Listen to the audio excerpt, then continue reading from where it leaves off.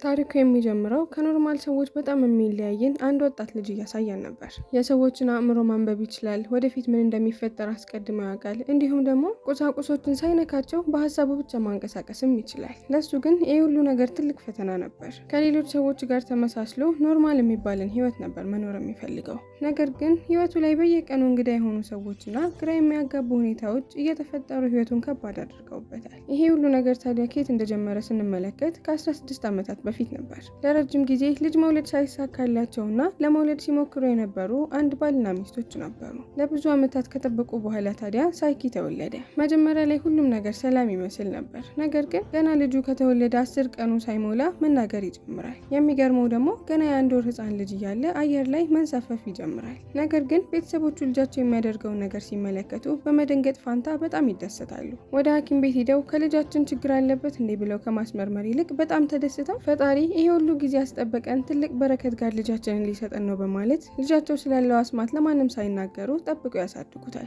ታዲያ ልጃቸውን እንደ ኖርማል ወላጆች ልጃቸውን እንደሚያሳድጉት አድርገው ካሳደጉት በኋላ እያደገ ሲመጣ ግን ነገሮች እየተቀየሩ መጡ። በአስራዎቹ እድሜ ውስጥ ሲገባ ኃይሉ ከአቅሙ በላይ የሆነ ከቁጥጥሩም እየወጣበት ይመጣል። አንዳንዴም ይሄ ነገር ቆይ እርግማን ነው እንዴ ሲል ማሰብ ይጀምራል። ታዲያ ይህንን ሁሉ ነገር የማድረግ ሱፐር ፓወር እንኳን ቢኖረው ነገር ግን ብዙ ማድረግ የማይችላቸው ነገሮች ነበሩ። ለምሳሌ ወደ ካሲኖ በመሄድ እዛ ቦታ ደግሞ ጌም በመጫወት ሙሉ ለሙሉ ጌሙን ማሸነፍ አይችልም። ምክንያቱም ሰዎች እያጭበረበረ ነው የሚያሸንፈው በማለት ፖሊስ ጠርተው ሊያሳስሩት ይችላሉ።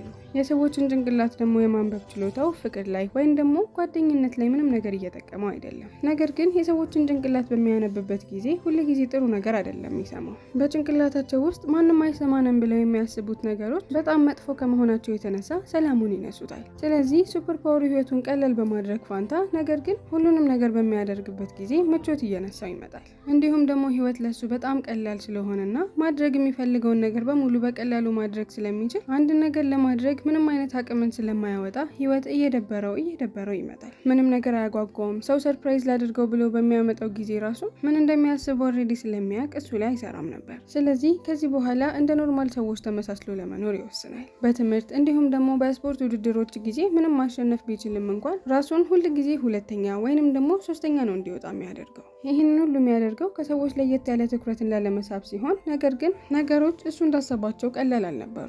ምክንያቱም ፓወሩ ሙሉ ለሙሉ በራሱ ቁጥጥር ውስጥ ማድረግ አይችልም። አንዳንድ ጊዜ ራሳቸውን አክቲቬት ያደርጉና ይሄ ደግሞ ለሀገሪቷ በጣም አደገኛ ነበር።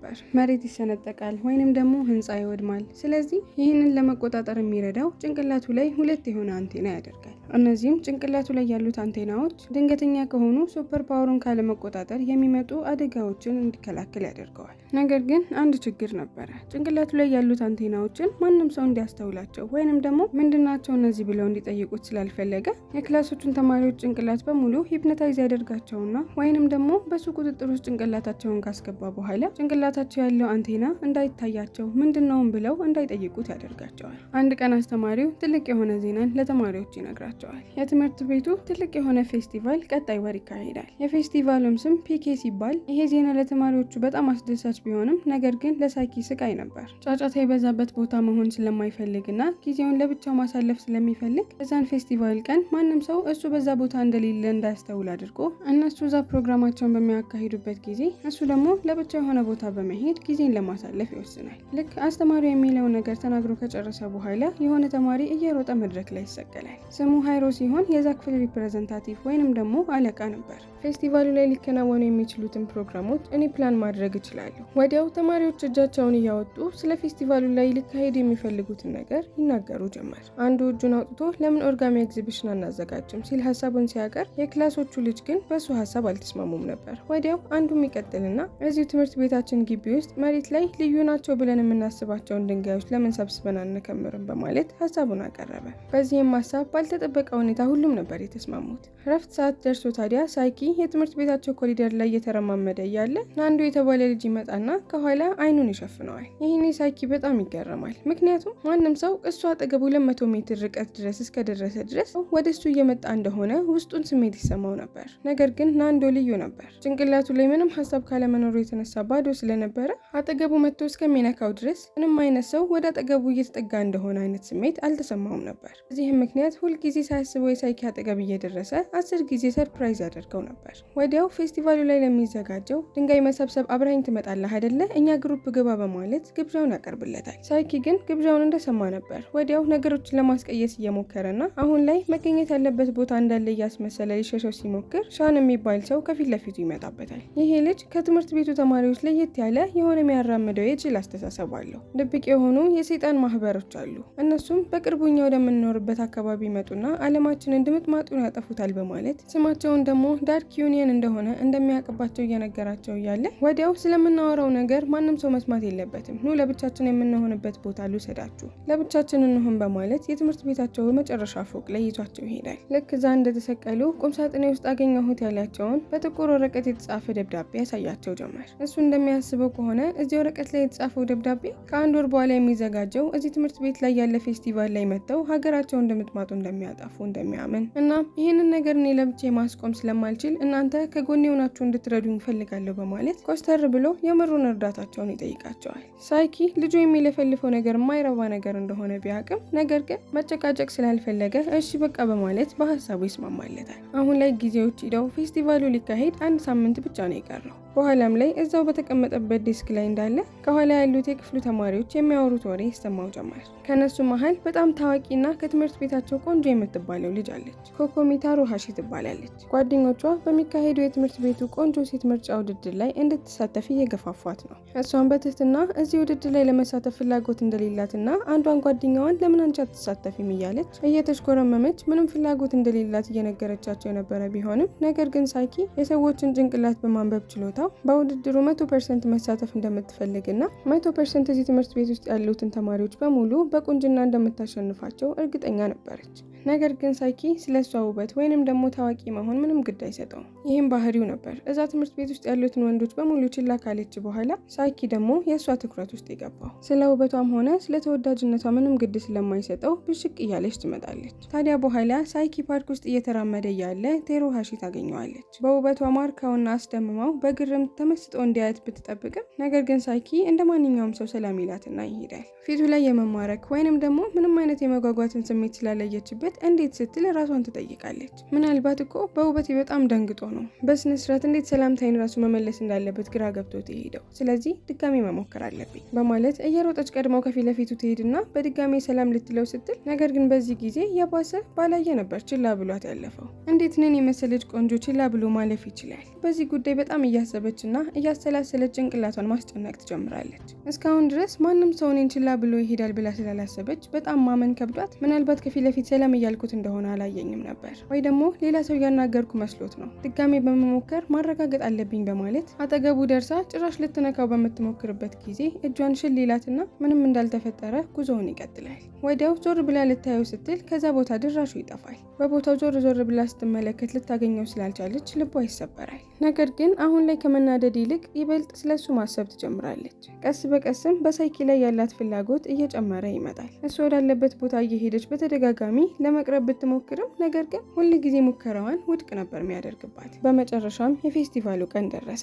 ጠዋት ላይ ሳይኪ ከቤተሰቦቹ ጋር በመሆን ቁርስ እየበላ እያለ በድንገት አንድ ሲኒ ተሰበረ። እናቱ በጣም በመደናገጥ ይሄ መጥፎ ነገር ምልክት ነው በማለት ብትሰጋም ነገር ግን ሳይኪ በእንደዚህ አይነት ነገሮች ስለማያምን ምንም እንዳልተፈጠረ እንደለመደው ከቤት ወጥቶ ወደ ትምህርት ቤት ጉዞውን ይጀምራል። የእሱ እቅድ ትንሽ ነው። ፌስቲቫሉ ላይ ምንም አይነት ችግር እንዳይፈጠር ፓወሩን ተጠቅሞ ሁሉንም ነገር በሰላም ለማጠናቀቅ ነበር። ትምህርት ቤት ውስጥ ተማሪዎች የሰበሰቡትን ድንጋይ በኩራት እያስቀመጡ ነው። ከተሰበሰቡት ድንጋዮች አንዱ ነበር የሁሉንም አቴንሽን የሳበው። ድንጋዩን ያመጣው አረን ሲሆን ልዩ የሆነ ቀይ ቀለም ላዩ ላይ ያለበት። ይህንን ሳይኪ ሲመለከት አረን እዚህ ትምህርት ቤት ውስጥ ከመግባቱ በፊት የዲሊንኩዊት አባል ነበር። የቀድሞ የወራ በላ ህይወቱን ትቶ የተሻለ ሰው ለመሆን እዚህ ትምህርት ቤት ውስጥ የገባ ቢሆንም አልፎ አልፎ የድሮ አመሉ ብቅ ይልበታል። ለምሳሌ ሰዎች የሚያደርጉት ኖርማል ነገሮች እሱ ላይ ከባድ ነገር ሊያደርሱበት ስለሚመስለው እነሱን አታክ ለማድረግ ይዘጋጃል። ከዛ በኋላ ሳይኪ ለብቻው መሆን ፈልጎ ስለነበረ እየተራመደ በሚሄድበት ጊዜ በቀስታ ነገር ግን ቴሮ ሃሺ የሚያደርገውን ነገር በሙሉ ስትከታተለው ነበርና ሳታስበው እድል እንዳገናኛቻቸው የሚመስሉ ሁኔታዎችን ለመፍጠርና ለብቻቸው እንዲገናኙ ለማድረግ ነገሮችን ለማመቻቸት ብትሞክርም ነገር ግን እሱ በጭንቅላቷ የምታስባቸውን ነገሮችና እቅዶቿን ስለነቃባት በፍጹም እቅዶቿ ሊሳኩላት አልቻሉ። ለረጅም ጊዜያት ከኋላው ከተከተለችው በኋላ በመጨረሻም ልክ ልታናገረው ስትል በጣም ብዙ የሚባሉ ወንዶች እየሮጡ ወደ እሷ ይመጡና የእሷ አድናቂዎች እንደሆኑ የእነሱ ክለብ ውስጥም እንድትገባላቸው ይማጸኗት ጀመር። ይህንን ታዲያ ሳይኪ ሲያይ አሁን ከዚህ ቦታ ለማምለጥ በጣም አሪፉ አጋጣሚ ነው በማለት ቴሌፖርት አድርጎ ወደ ሌላ ቦታ ራሱን ይወስዳል። አሁን ላይ ራሱን ቴሌፖርት አድርጎ ያገኘበት ቦታ የአስማት ትርኢት የሚካሄድበት መድረክ አጠገብ ነበር። አስማተኛው ታዲያ የገዛ እናቱን እንደረዳት ሲጠቀም ሳይኪ ይመለከትና ሆነ ነገር አሁኑን ሊበላሽ እንደሚችል ውስጡን ስለተሰማው ፕሮግራሙን ከሩቅ ሆኖ በደንብ ይመለከት ጀመር። አስማተኛው አሁን ላይ ለታዳሚዎቹ የሚያቀርብላቸውን ነገሮች ያስረዳቸዋል። እጄም እግሬ የሚታሰርና እዚህ ቦክስ ውስጥ እገባለሁ። ቦክሱም እኔ እንደገባሁበት ይዘጋና በሰንሰለት ይጠቀልላል። እንደዚህ ታስሬም ቢሆን ከዚህ ቦክስ ውስጥ ለማምለጥ 3 ደቂቃዎች አሉ። እነዛ 3 ደቂቃዎች ካለፉ በኋላ ታዲያ አሲስታንቴ በጣም ስለታማ የሆኑ ሰይፎችን እዚህ ቦክስ ውስጥ ትወጋለች። ሳይኪም ይህንን ነገር ልክ እንደሰማ ነበር ሊፈጠር የሚችለው አደጋ የታወቀው። ቴሌፖርት የማድረጉን ሱፐር ፓወር ይጠቀምና ቦክስ ውስጥ ያለውን ልጅ ለመርዳት ራሱን እዛ ቦክስ ውስጥ እንዲገኝ ቢያደርገውም ነገር ግን ልክ ውስጥ እንደገባ ነበር ቦክስ ውስጥ የነበረው ልጅ ከዛ ቦታ ኦልሬዲ እንዳመለጠ ይገባው። ሰውን አድናለሁ ብሎ ራሱን የማይሆን ጉድ ውስጥ እንደከተተ ይገባዋል። ደግሞ አሁን እዚህ ቦክስ ውስጥ ለመግባት የተጠቀመውን ፓወሩን ተጠቅሞ ከዚህ መውጣት አይችልም። ምክንያቱም ፓወሩን አንድ ከተጠቀመ በኋላ መልሶ ለመጠቀም 10 ደቂቃ መጠበቅ አለበት። ስለዚህ እዚህ ቦክስ ውስጥ ከመቀመጥ ውጪ ሌላ አማራጭ አልነበረውም። ወዲያው የአስማተኛው እናት ስለታማ ቢላዎችን ወደ ሳጥኑ ውስጥ መክተት ጀመረች። ሳይኪ ታዲያ በቢላው ላይ ለመወጋት ሲል ሰውነቱን እያጣመመ ለ3 ደቂቃዎች በሙሉ በሳጥኑ ውስጥ ሲታገል ቆየ። አሁን ላይ እፎይ ተርፌያለሁ ብሎ ከአደጋው ያመለጠ መስሎት የነበረ ቢሆንም ነገር ግን ሳጥኑን አንስተው ወደ 30 ሜትር ከፍታ ላይ ከሰቀሉት በኋላ ወደ ታች ለቀቁት። በመጨረሻው ሰከንድ ሳይኪ ይዘልና በሰላም መሬት ላይ ያርፋል። ነገሩ በዚህ አላበቃም። ሳጥኑ ላይ ነዳጅ ታርከፈክፍና እናትየው እሳት ትለቅበታለች። ሳይኪ ግን ወዲያውኑ የሳጥኑን ውስጠኛ ክፍል በማቀዝቀዝ የሳጥኑን እሳት አጠፋው። የመጨረሻው ትርኢት ደግሞ ሳጥኑን በሩለር መፍጨት ነበር። ልክ ሊፈጭ ሲል የሳይኪ የቴሌፖርት ኃይሉ ይመለስለትና በሰከንድ ልዩነት ከዛ ቦክስ በማምለጥ ህይወቱን ለማትረፍ ቻለ። ወዲያው ባለ አስማቱ መድረክ ላይ በመከሰት ሁሉም ነገር በሰላም ተጠናቀቀ በማለት ለተመልካቾቹ በኩራት ሲያበስራቸውና እነሱም እየጮሁና እያጨበጨቡ እሱን በማድነቅ ሲከታተሉት፣ ነገር ግን ሳይኪ ከኋላ ሆኖ እንዴት ለጥቂት ከሞት እንደተረፈ ገና ድንጋጤው አልለቀቀውም ነበር። በሌላ በኩል ቴሮሃሺ የውበት ውድድሩ ላይ ለመሳተፍ ብትወስንም ነገር ግን እሺ ያለቻቸው ዳኛ ሆና ከፊት ለፊት ለመቀመጥ ብቻ ነበር። ይህም እንድትወዳደር ሲጠብቋት የነበሩት ወንዶች በሙሉ እንዲናደዱ አደረጋቸው። በዚህ ቅጽበት ደግሞ ሾን በጣም ተናዶ ከተሰበሰቡት ሰዎች በሙሉ ራሱን እያገለለ ወደ ሌላ ቦታ እየተራመደ እየሄደ ነበር። በድንገት ትከሻው ላይ ከኋላ ሲነካ ተሰማ። የመጣ ነው ከዳርክ ዩኒየን ነው። የመጣው ልጅም ከፊት እየመራው ወደ ድብቅ መወያያ ቦታቸው ይወስደዋል። ከገባም በኋላ ከመሪያቸው ጋር ይተዋወቃል። የመሪው ስም ሙንላይት በተርፍላይ ሲሆን እሱም ሾን ቀድሞ የነሱ አባል እንደነበርና ከነሱ ጋር በነበረበት ጊዜ በጣም ኃይለኛና ትልቅ አቅም የነበረው አንድ አባላቸው ነበር። ነገር ግን እያቀዱት የነበረውን ሰይጣናዊ የሆነውን እቅዳቸውን ካወቀባቸው በኋላ እነሱ ጋር የነበረውን አንድ በጣም አስፈላጊ የሚባለውን ድንጋይ ሰርቋቸው ጥሏቸው ይጠፋል። ከዛም ጊዜ በኋላ ለዘመናት ሲያባረሩት ነበር። ከነሱም ጋር እስካሁን ድረስ ተደብቆ ሳይገኝ ለመኖር የቻለው ኃይለኛ የሆነ መንፈሳዊ ንግግርን አድርጎ በሱም አስማት እስካሁን ድረስ በሰላም እየኖረ እንዳለና አስማቱ እስካሁን ድረስ ሰውነት ውስጥ ሆኖ እየኖረ እንዳለ ይነግራቸዋል። ይሄ ሁሉ የሚናገረው ነገር በራሱ በማይረባ ጭንቅላቱ የፈጠረው የማይረባ ታሪክ የነበረ ቢሆን ነገር ግን ሊደራቸው አምኖት እሺ በቃ አሁን የመጨረሻ አንድ እድል እንሰጣለን፣ እንደ በፊቱ ከኛ ጋር በመሆን አብረህን ስራ በማለት ግብዣውን ያቀርብለታል። ነገር ግን ሾን የቀረበለትን ግብዣ በፍጹም እንደማይቀበል በሚናገርበት ጊዜ መሪያቸው በጣም ይናደድና ሌዘር ፔኑን አውጥቶ ሾንን አታክ ማድረግ ይጀምራል። መሪያቸው ይቀጥልምና ወደዚህ ትምህርት ቤት አመጣጣችን እዚህ ግቢ ውስጥ የተደበቁ 7 ትልልቅ ፓወር ያላቸው ድንጋዮች አሉ። እነሱን በቅርቡ ማግኘት ማንችል ከሆነ 7ታችንንም እዚህ ግሩፕ ውስጥ ያለነውን እያንዳንዳችንን ያጠፉናል። አንተ ደግሞ ፈጣን ስለሆንክ እኛ ግሩፕ ውስጥ ባክህን ተቀላቀለንና እነዚህን ልዩ የሆኑ ድንጋዮች እንድናገኝ እርዳን በማለት በድጋሚ ግብዣውን ቢያቀርብለትም ነገር ግን ሾን እኔ ወደ እናንተ ግሩፕ በመቀላቀል እናንተን አልረዳችሁም፣ ይልቅ ለብቻዬ ሆኜ ለማድረግ የምትሞክሩትን ነገር አስቆማችኋለሁ በማለት በኩራትና በድፍረት ይነግራቸዋል። በሌላ በኩል የትምህርት ቤታቸው የክፍል አለቃ ሂሮ የሚባለው አሁን ላይ ለሚዘጋጀው የማራቶን ውድድር የትምህርት ቤቱን ሰዎች እንዲሳተፉና እንዲቀላቀሉ እየጠየቃቸው ነው። ኔንዶ በድንገት ብቅ ይልና መሳተፍ እንደሚፈልግ ገለጸ። ማራቶኑን ለሚያሸንፈው ሰው የሚሰጠው ሽልማት በጣም የሚገርም ነው። የማራቶኑ አሸናፊ ከቴሮሃሺ ጋር ለ10 ደቂቃ ብቻቸውን የመሆንን እድል ያገኛል በማለት የሽልማቱ ምንነት ተገለጸላቸው። ሳይኪ በሌላ በኩል በውድድሩ ጊዜ የሚፈጠሩ አደጋዎች ካለ እነሱን ለመከላከል ከፍ ያለ ቦታ ላይ ሆኖ ውድድሩን በዝምታ ለመከታተል ወሰነ። ልክ ውድድሩ ሲጀመር ታዲያ ሃይሮ ባለው በሌላ አቅሙ በሙሉ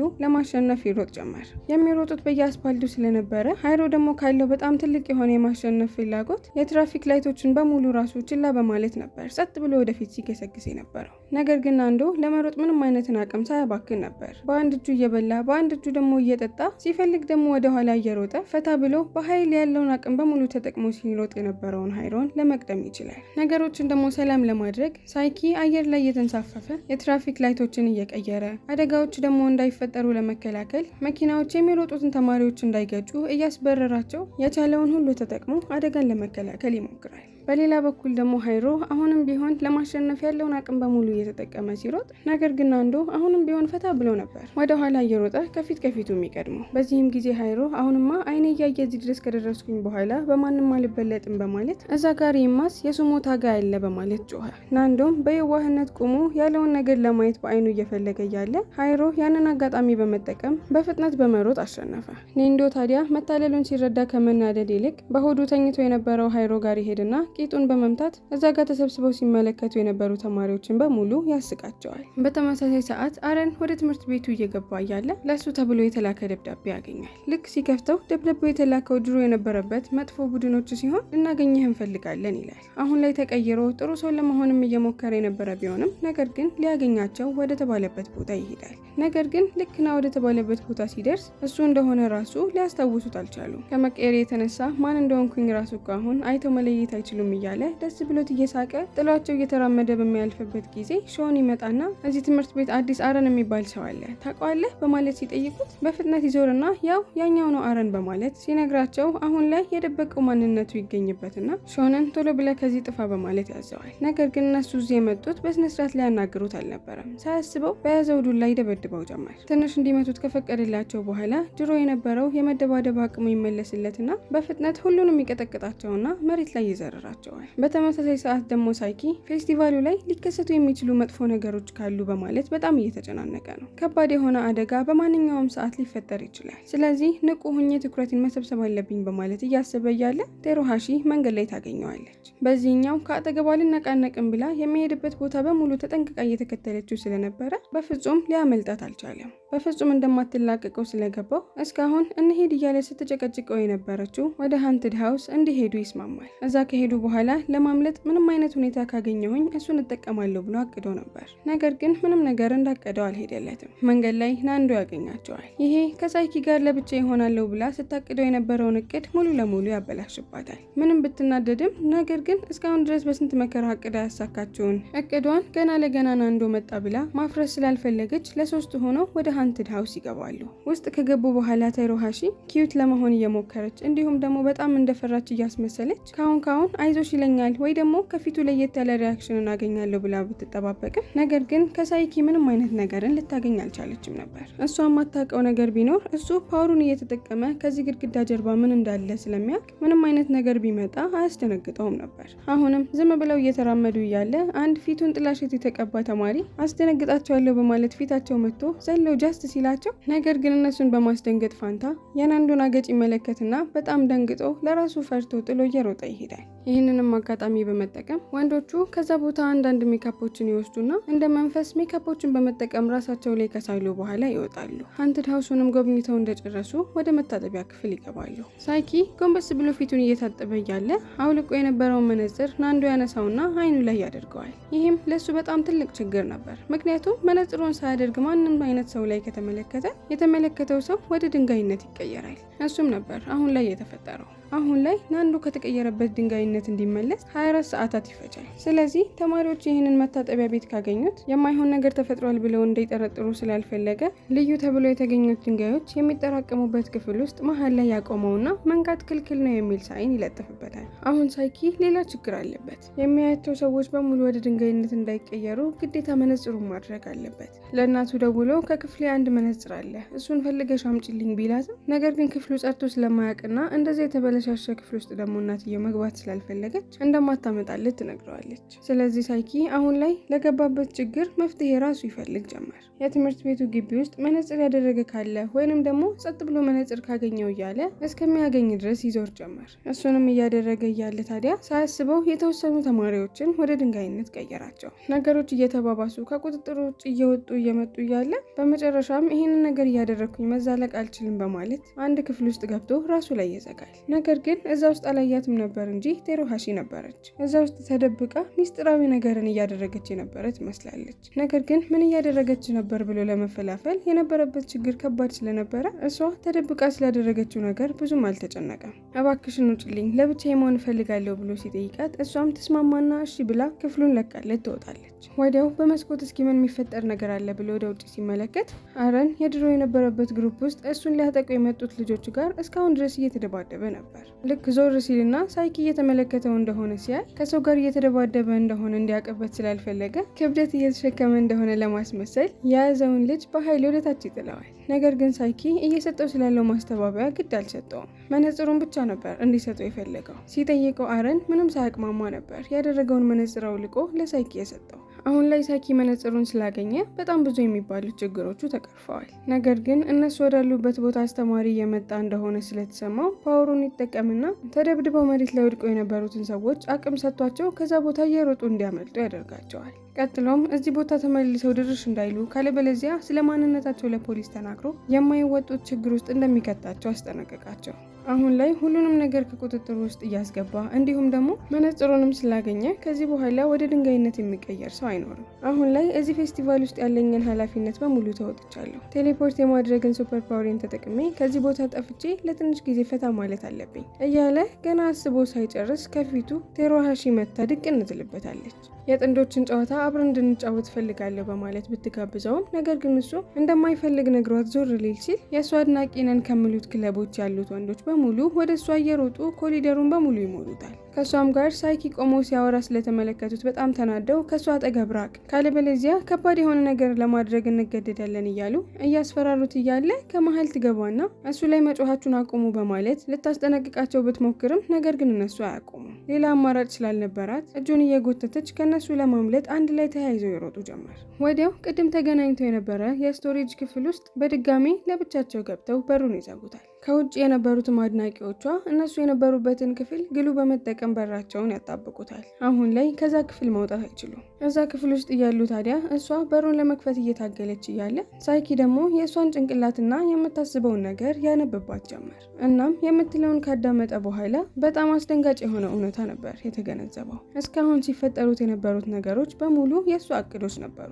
ማራቶኑ፣ ወደዛ ትምህርት ቤት ዳርክ ሪዩኒየን አባላቶች ነን ብለው የመጡት 7 ወንዶች፣ የአረን ራሱ የድሮ ጊዜ ጓደኞቹ እሱን ልንደባደብ ብለው በድንገት ወደ እሱ ትምህርት ቤት የመጡት እሷ ጠርታቸው ነበር።